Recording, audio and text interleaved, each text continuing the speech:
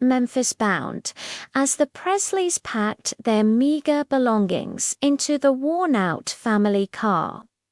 The anticipation of a new beginning mingled with the bittersweet memories of the life they were leaving behind in Tupelo. The decision to move to Memphis was not made lightly. It was a leap of faith driven by the promise of opportunity and the hope of a brighter future. For Elvis, it was a step toward realizing the dreams that had taken root in his heart amidst the cotton fields and gospel halls of Mississippi. The road to Memphis stretched before them like a ribbon of possibility, winding through the lush landscapes of the American South. Elvis, perched in the back seat, watched the familiar countryside recede into the distance. His mind was a tumult of emotions, excitement at the prospect of new adventures and an underlying fear of the unknown. Yet, beneath it all, there was an unshakable sense of purpose, a feeling that this move was a pivotal moment in the story of his life. Memphis, Tennessee was a city alive with energy and innovation. Known as the birthplace of the blues, it was a melting pot of musical influences. A place where the sound of the Delta blues met the swinging rhythms of jazz and the heartfelt twang of country music. For Elvis, Memphis was not just a city, it was the crucible in which his artistic identity would be forged. The Presleys settled into a modest apartment in the Lauderdale Courts, a public housing project in the heart of the city. It was a far cry from the rural simplicity of Tupelo, but to Elvis, it felt like a world of possibility. The neighborhood bustled with activity, its streets echoing with the lively chatter of children at play and the constant hum of urban life. Elvis quickly found himself drawn to the vibrant pulse of the city, exploring its neighborhoods and soaking in its diverse musical offerings. Memphis's bustling music scene was unlike anything Elvis had experienced before. Beale Street, the heart of the city's musical heritage, was alive with the sound of jazz bands and blues guitarists, their music spilling out from the clubs and onto the crowded sidewalks. Elvis would often wander down Beale Street, captivated by the performances that took place on every corner. Here, the boundaries of music were blurred, and the air was thick with innovation and creativity. In Memphis, Elvis encountered a kaleidoscope of musical genres that expanded his understanding of what music could be. He was particularly drawn to the raw emotion and earthy rhythms of the blues, a genre that resonated deeply with his own experiences of hardship and resilience. The blues had a way of telling stories that were both personal and universal, and Elvis found himself inspired by the honesty and authenticity of the musicians who brought these stories to life.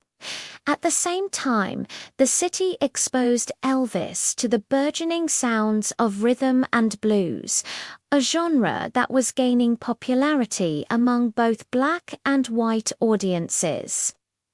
The driving beats and soulful melodies of R&B spoke to the restless energy of post-war America, and Elvis was captivated by its ability to transcend racial and cultural barriers. It was a music that spoke to the heart and moved the soul, and Elvis began to see its potential as a vehicle for his own artistic expression. As Elvis immersed himself in the musical landscape of Memphis, his own style began to take shape. He spent countless hours honing his craft, his guitar always close at hand. He practiced tirelessly, drawing inspiration from the artists he admired and experimenting with different sounds and techniques.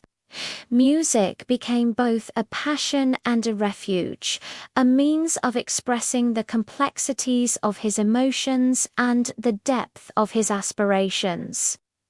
Despite the challenges of adjusting to life in a new city, Elvis found solace in the camaraderie of fellow musicians. He formed friendships with other aspiring artists who shared his love for music and his desire to break new ground. They would gather in living rooms and garages, jamming late into the night. Their sessions fueled by youthful enthusiasm and the shared belief that they were on the brink of something extraordinary. It was during one of these impromptu jam sessions that Elvis first caught the attention of Sam Phillips, the visionary producer and founder of Sun Records.